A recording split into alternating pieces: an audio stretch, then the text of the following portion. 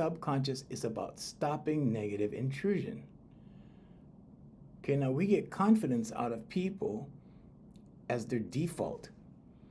Okay, what am I talking about? We get rid of anxiety. We get rid of, through their vocalization exercise, we get rid of anxiety. Through their breathing exercises, we get rid of anxiety. We get rid of fear. Okay, now when anxiety levels go down, fear goes down, worry goes down, overthinking goes down, everything starts to calm. Here, what do you think awareness does? It grows, right? So this is the visual I give of awareness when you're stressed, when you have a lot of weight piled on, okay? So that could be a stressful job, it could be drama, it could be whatever it is. Okay, but when you remove the stress, when you remove the overworking, the overthinking, when you remove the drama, awareness goes like this. Okay, it grows. When stress happens, it just goes into hiding. It's there, it's still there. This is just a visual. Okay, but this is what it does. So it's kind of like a dull sense, you know, when your senses dull a little bit, when you've been conditioned a little too much, when you've been, when nothing phases you anymore because so many things have inundated your thoughts. Okay, that's what I'm talking about. Okay, but then in the absence of those things, your awareness flourishes again. Okay, because you are awareness. I know that's a big concept for some of you, but check it out. Okay, you are awareness. Because you can observe your thoughts. So human beings are the only ones that can observe their thoughts in real time. Okay, and when you think a thought, guess what follows? An emotion. Okay, so first you think the thought, then the emotion follows. If you stop the thought, the emotion doesn't get there. If you stop the negative thought, you don't start feeling the effect of it. Okay, feeling the effect of the thought would be like, something that makes you fearful, something that makes you feel hurt, something that makes you feel angry, something that makes you feel depressed or discouraged. So when you stop the thought, you stop all of those things. Okay? And a lot of people do not have control over their thoughts. They just think the thoughts, they get embroiled in the thoughts, and then what happens? Well, then the emotions happen, and then they get caught up in the emotions. Now, this is why the majority of my clients are women, okay? Because this happens all the time, because they're emotional beings, okay? And the reason why they're my clients is that we get rid of all those emotions, and then they feel centered, they feel grounded, okay? Part of a man, now this is a different subject altogether, but part of a man's job is to ground the woman in a relationship. Okay, that's his job. And his job is to put an emotional fence around her and only intervene when she's in danger. Okay? She needs to get her emotions out. She needs to be emotional. She needs to feel safe about expressing emotions. And his job is only to, provide that fence so that she doesn't go off the cliff, so to speak. Okay. But that's another topic. We're talking about the synergy between the three states of awareness today. Okay, so anyway, that's how you switch. Okay, that's how you switch off the thoughts in the conscious mind. No, say stop. Okay. So when you decide what goal to set, you're using your conscious mind. Okay, so when you decide to set a goal, speak a word, move your body, move my hand, right? That's a conscious mind decision.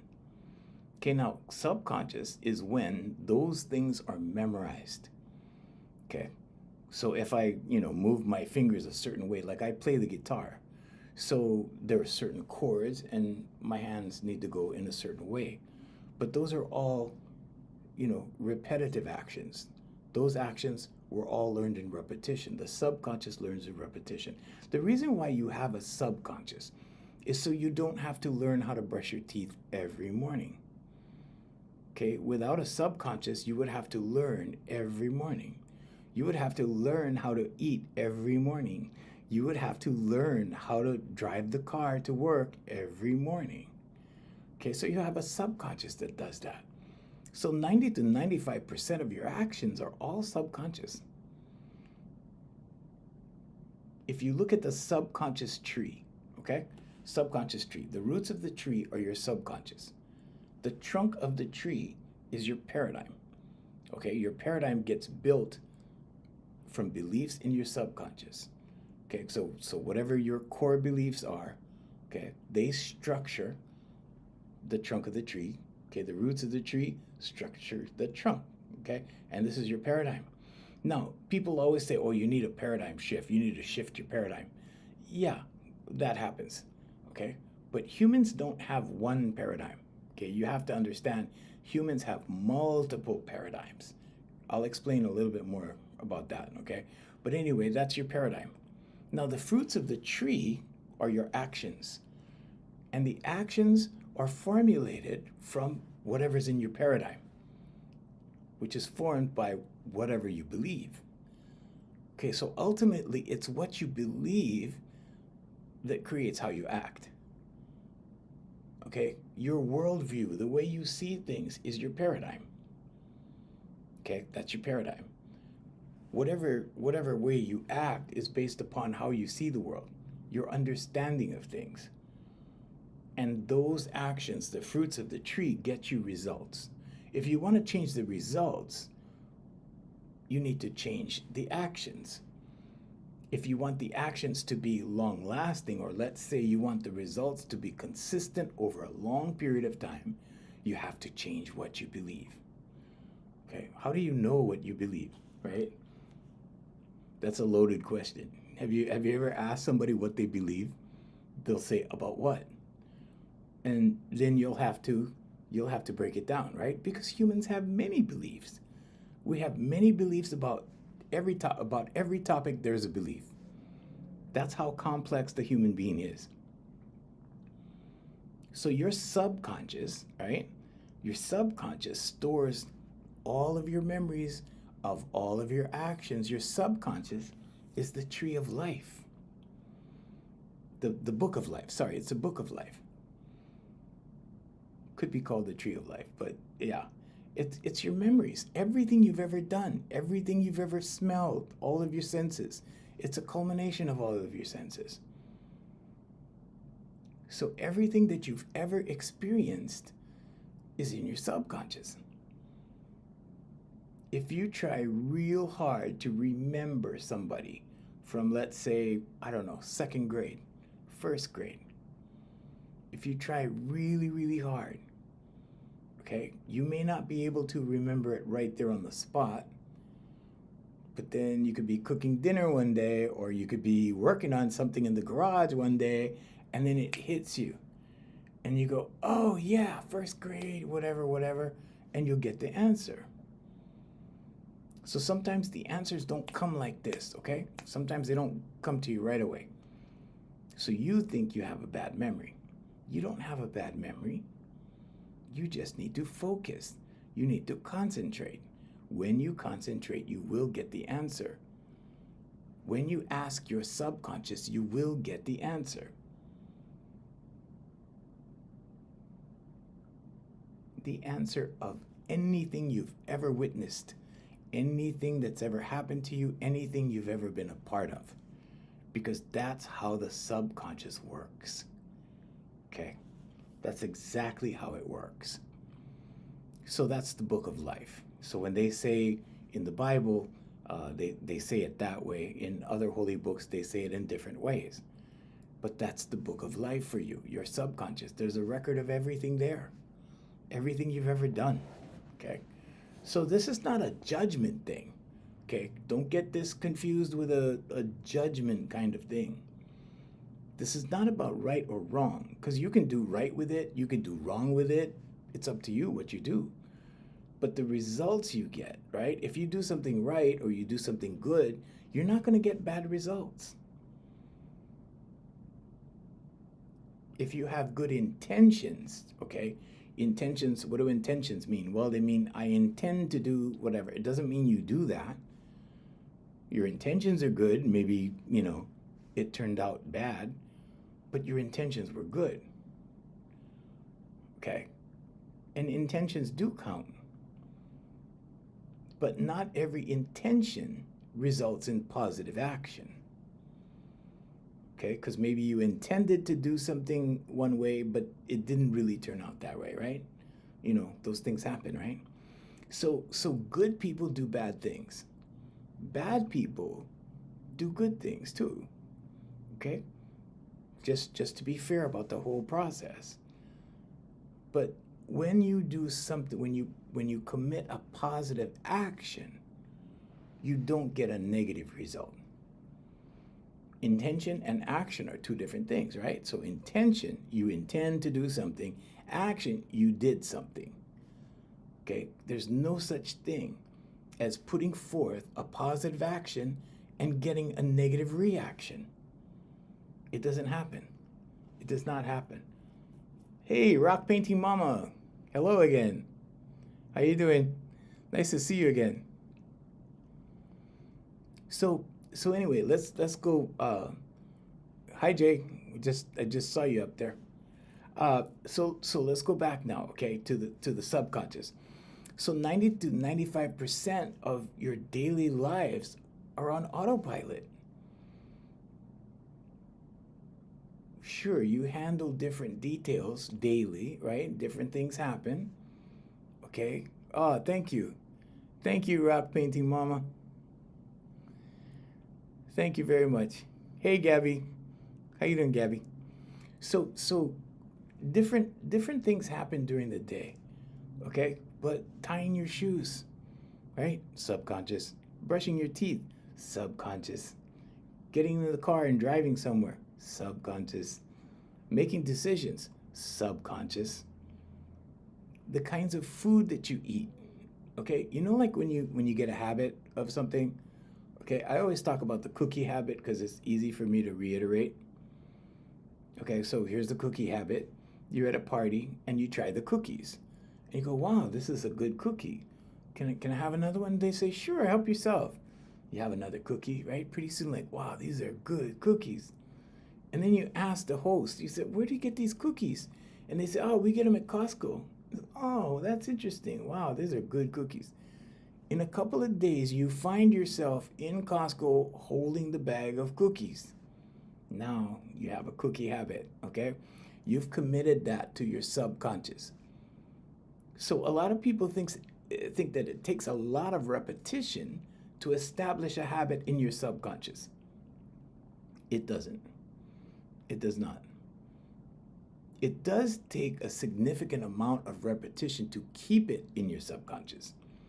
Okay, so maintenance is important. Let me show you what maintenance looks like. Okay, so maintenance looks like this. Okay? These are affirmations. It's not journaling. This is one of my used ones, and I keep it here just to show people, okay? Oops, there we go. Okay, but anyway, so yeah, that happens. They get old. But anyway, this is, see, this is from 2020. It says 2020 over there. So this is an old one. But I keep it here. I keep it here just to show people. And this is the newer one. I'm not too much along with this one yet. But anyway, so my point is that you need to provide maintenance to your subconscious.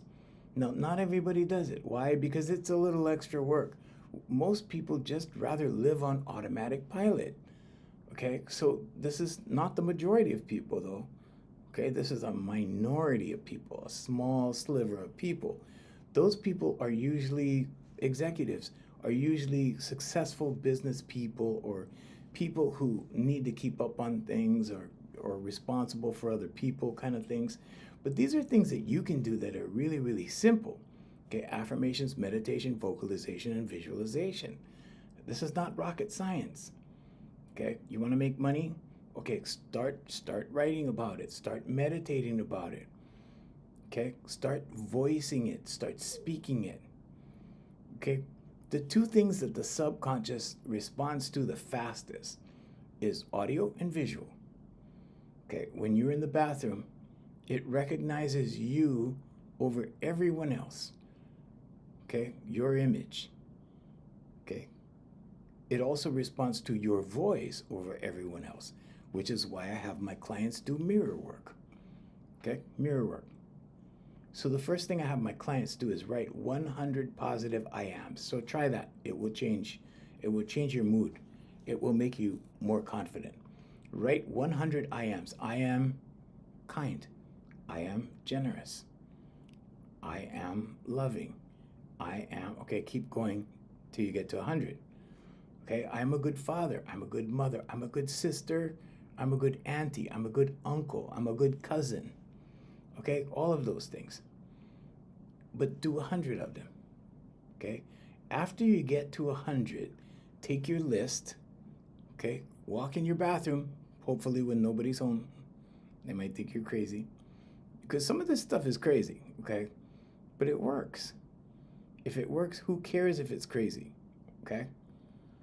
It's only crazy because you've been conditioned, okay, conditioned to believe otherwise. That's all. You've been conditioned that these things are, I don't know, maybe you being lost in your imagination or something or whatever. And we leave imagination in elementary school. Why?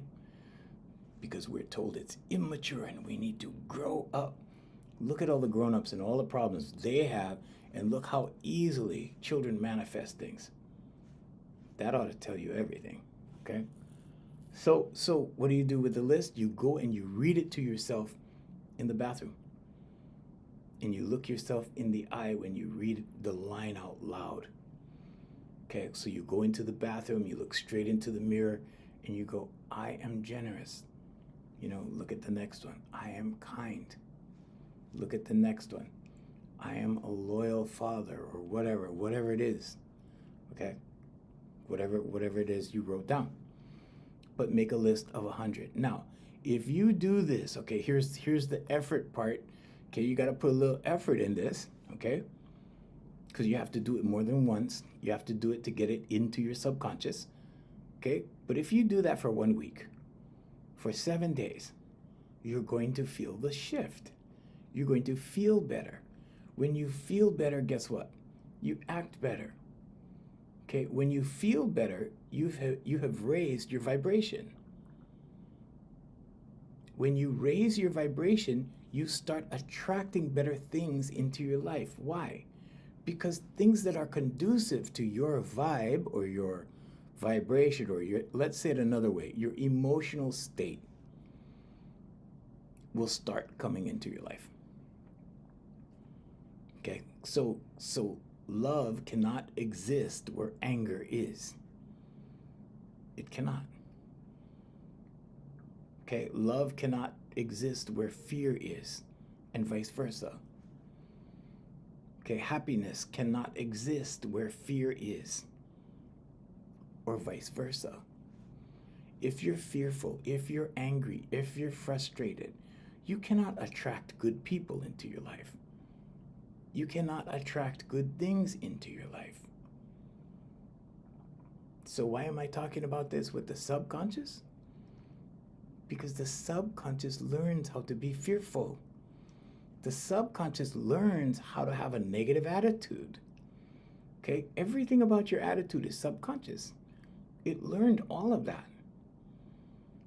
Okay, so if you know, some people don't think they have a problem. Some of the people with the worst problems I've ever seen think they're just fine. And maybe if life works out good for them like that, okay.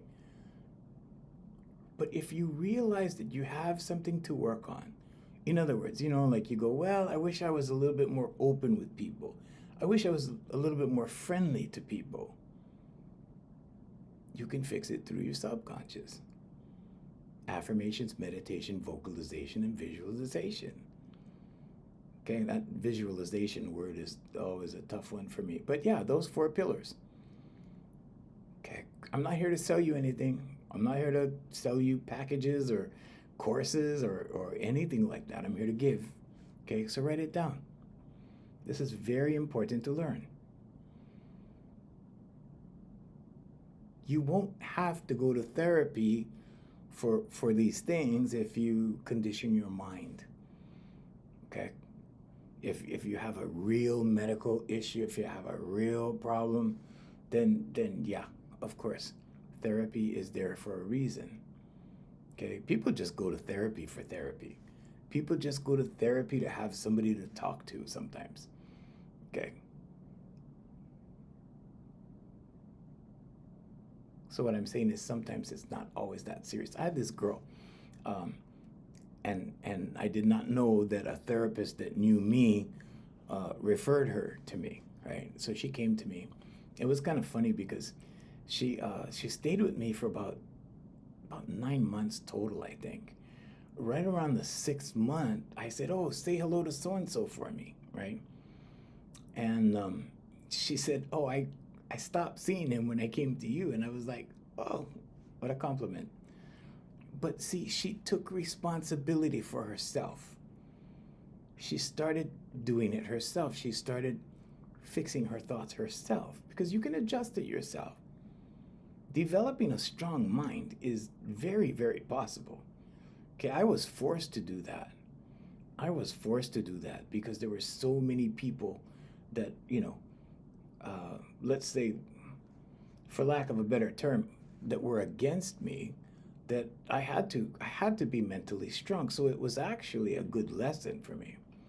You know, if you're so I was in the entertainment industry. In the entertainment industry, it's an industry of egos. Okay, some very powerful, strong egos, and you learn that like right away. Okay, and I was in the industry for years and years and years. Okay, but you learn those things right away. Then you get tested. Okay, and then the question becomes, how strong are you really? And some people don't pass the test. There's a reason why you see all these, entertainment people go to rehab and these entertainment people on drugs. It's not just the rigorous work schedule. It's not just that. It's not that, they have money now, let's do drugs. It's not that. They have to cope with a lot of the mental strains. And if you're not strong enough, then you get sucked into that. Okay? Because pretty soon you don't want to deal with it. But if you do it on your own, if you make this strong, if you make this one strong, if you realize that the kingdom is in here, because Jesus said the kingdom is within. I can't stress that enough in my teachings. The kingdom is within. Everything you need to cope is in here. You just need to access it. It's very accessible, easily accessible. Okay, prayer works. I've prayed for some off-the-wall stuff just to test prayer, and it works. It worked every time. Didn't always work the way I thought it would, but it worked. Okay, and you have to be specific. I was just talking to Jay about that this morning. You have to be specific, okay? You can pray for off-the-wall stuff, because the reason I tested it was I thought, well, what if I prayed for stuff that God wouldn't approve of, or that they said God wouldn't approve of? Or let's say if I went outside, moral lines, or what maybe the church would consider moral or immoral or whatever. Everything happened. So then we discovered that the power of prayer in here it's not prejudice, it's not judgmental, it doesn't judge. So what are we really dealing with? We're dealing with the subconscious. Does your subconscious judge? No, it doesn't know fantasy from reality. It doesn't know right from wrong. It only knows what the conscious mind tells it. So the conscious mind gives the subconscious instructions. Those instructions become beliefs in the subconscious. So when you see these people talking about manifestation, that's what it is. It's subconscious. This is why vision boards work. Okay, vision boards work because it goes into your subconscious. So how does that process work? Well, you take, say you take a car, a brand new car, and you develop a lock screen like this, so that every time you lift your phone, you see the car. What does the subconscious do once it believes that the car is the topic? And this, I use this for years, so it always happens. Either that or I've been living a life of coincidence. Okay, so what happens? The subconscious starts to look for ways to make it a reality, because now it's a belief. If you believe something, right, it has to make it real. What's the job of the superconscious? Okay, let's talk about the superconscious now.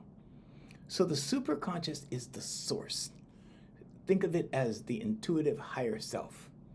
Okay, so if you want to call it God, Jesus Christ, Allah, whatever you believe.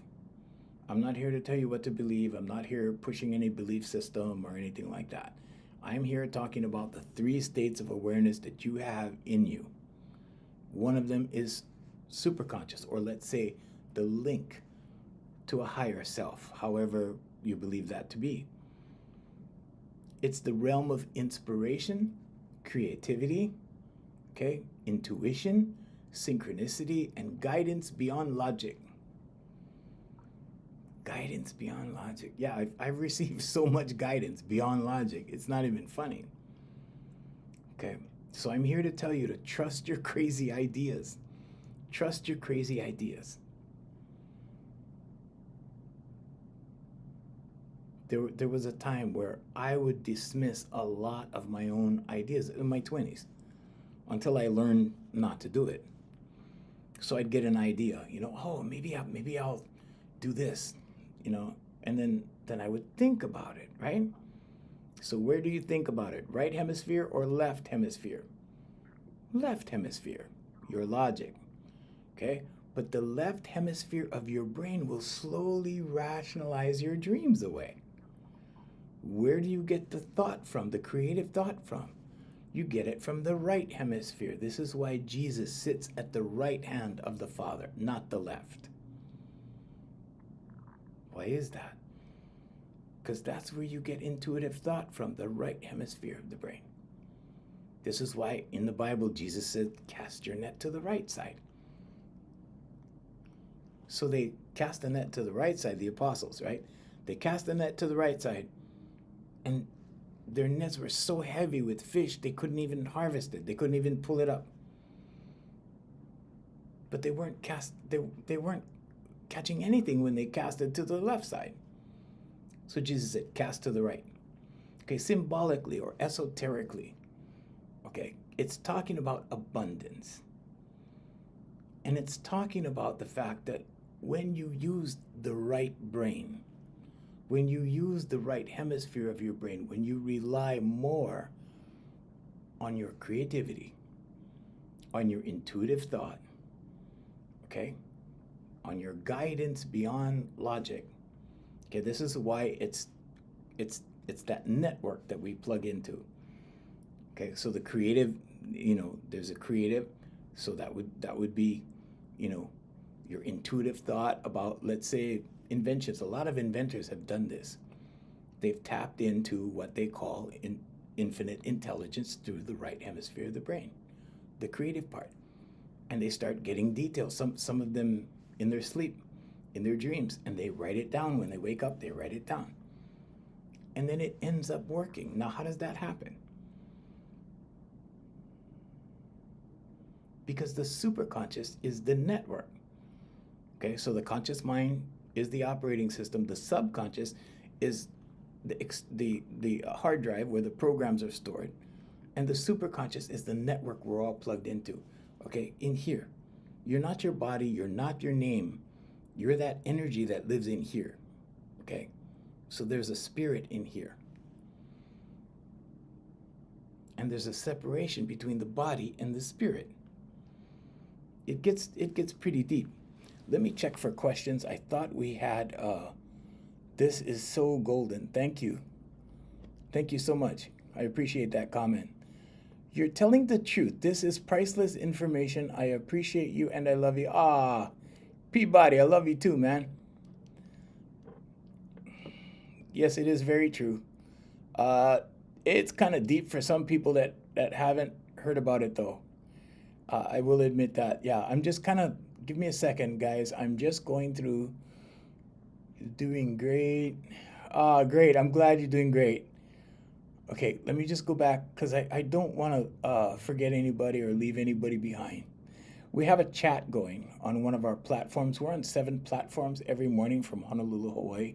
So I'm just checking the chat to see if there's any questions. Okay, good. We're good. Okay. Yeah, they will think I'm crazy. Yeah, but I'm laying it out. What do you say? But you're laying it out perfectly. You're making it easy to understand. Yeah, Peabody, thank you. As a teacher, I've always tried to break things down for people. That's what a good teacher is. Unfortunately, a lot of teachers, and I've had those teachers in school. I've had those teachers in high school. I've had those teachers in college. I had one teacher in college that was way full of herself. Uh, it's even it's really funny for me because yeah. Um, but here's the two teaching styles. Okay, you can come off like so brilliant, right? And you can use the highest vernacular. Okay, you could totally confuse people that way. But what you do is what you demonstrate is how smart you are. So you can demonstrate how smart you are, right? Totally confuse people. Okay, the second teaching style is you can break everything down so a little child could understand it. Okay, now you're teaching effectively. Now you're not trying to show people how smart you are. Okay, when you're trying to show people how smart you are, you're coming from the left hemisphere of the brain, the ego. Ego is left hemisphere. Okay, look it up, fact check me, it's okay. But when you teach from the right hemisphere, the creative side, okay, that means you break it down. Break it down. I teach 3-year-olds. So this is something that is interesting. So I teach 3-year-olds because they can hang in for a half hour if you get the right 3-year-old. They just have to be a little bit settled here. And I've been able to calm down many overstimulated 3-year-olds, just let's call them that, because that's what it is. They're just overstimulated, okay? They can't sit still. And because everything is stimulation, right? Cartoons are, yeah, they go a mile a minute. The music today, everything is boom, boom, boom, boom, boom, boom, boom, boom. So it gets little human babies all like that. But I've been able to calm them enough so that a half an hour is possible. So this grandmother asked me a couple of years ago. She said, "Boy, you did miracles with my 3-year-old." And she goes, "My 3-year-old granddaughter." She goes, "This is amazing." She goes, "We looked all over, but nobody would teach any child younger than 6. 6 was, we thought we had to wait." And my cocky response was, "Well, they don't know how to teach," basically. See, a lot of teachers become teachers not just because, they were built to teach, which I inherited this. I inherited these qualities from my parents. They were teachers. But a lot of people become teachers. Uh, I would say, yeah, they become teachers, but then they perform what they think teaching is. Okay, and sometimes they become teachers for the wrong reasons. And I'll leave it there. But yeah, when you teach, you need to break things down so that a little child could understand it. Because yeah, Peabody, there you go. Because if you make it as simple as possible, right, more people can grasp it. Then you've actually taught. If you make it so complicated that people are still trying to figure it out after you've explained it, then you're not a good teacher. Einstein said, if you don't if you can't explain it simply, you don't understand it. Okay? So if you have to make a real hyperbolic response out of something, or very, let's say, complicated, if you have to give complicated, detailed instructions about something, then yeah, you don't really understand it fully. Okay, so anyway, let's get back to the superconscious. So when you tap into the superconscious, okay, let me give you an idea of subconscious versus superconscious. So you're in, let's say you're at home and you use some ketchup and there's only this much in the bottle, okay? When you take it out of the refrigerator, so you use a little bit more, right? Now there's just a very little, and you put it back in the icebox. Now you're in the store, you go down the aisle, you see the ketchup section, and you go, oh, okay, do I need ketchup? And you start thinking about it. But the ketchup caught your eye. And then you go, no, I don't think so. Then you go home, right? And next time you need ketchup, you go in the ice, but you go, I knew I should have got ketchup. Was that intuition? Or was it superconscious intuition? Or was it subconscious memory? It was subconscious. It was memory. Okay? There's a difference between subconscious and superconscious. Okay? Intuition is when you're driving down the street and you get that feeling that you should turn right over there, but you have free will. So you go, oh, never mind, right? And you continue and you get stuck in the traffic jam and you go, I knew I should have turned over there. Okay? That's intuition. That's the difference between the two. We are blessed to have we are blessed to have a person like you in our lives. You don't meet people like you every day. Oh, thank you very much. Thank you very much. I'm here every morning. I've been absent the last 2 days because I've had a very bad stiff neck and I can just start to move today. So I'm back. But I'll be here every morning at 7 a.m. for you guys. Thank you very much. That's such a high compliment. I appreciate that. Thank you, Peabody. So yeah, that's the difference between the two. But when the conscious, subconscious, and superconscious are synergistically working together, okay? And remember, take notes because I'm not here to sell you anything. There's no course to buy at the end of this, okay? There's no, people are like, oh, I thought I could buy his program. No, there's no program, okay? There's just me, okay? Anyway, get it while it's hot, while it's here. You never know. I might not wake up tomorrow. So none of us might wake up tomorrow. You never know. That's the beauty of life. We're here and then boom, we're gone. Life is short. Live your dreams. All right. So conscious, subconscious, and superconscious working together in synergy. How does that happen? Well, you only let good things, or let's say what things that you want, you only allow that in your conscious mind, okay? Your conscious mind only feeds that to the subconscious. Only those thoughts of what you want, the things that, things that please you, the things that make you happy, maybe, things about your family, good stuff, okay?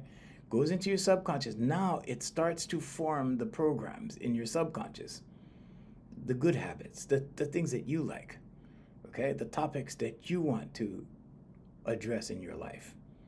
Okay, so things like new house, new car, new job, or let's say a promotion at your current job, or just progressing up the ladder of life. Okay, it's an imaginary ladder, but yeah, those things. Now your subconscious creates programs out of those things that you want versus things you don't want. Now what happens? Manifestation happens. But manifestation happens only for the things that are in your subconscious. That's the only thing that happens. Okay, so manifestation is all about your subconscious. Whatever's in your subconscious. So look at whoever, your friends. This is why they say, show me your 5 closest friends and I'll tell you who you are. Because all of you guys are going to be the same.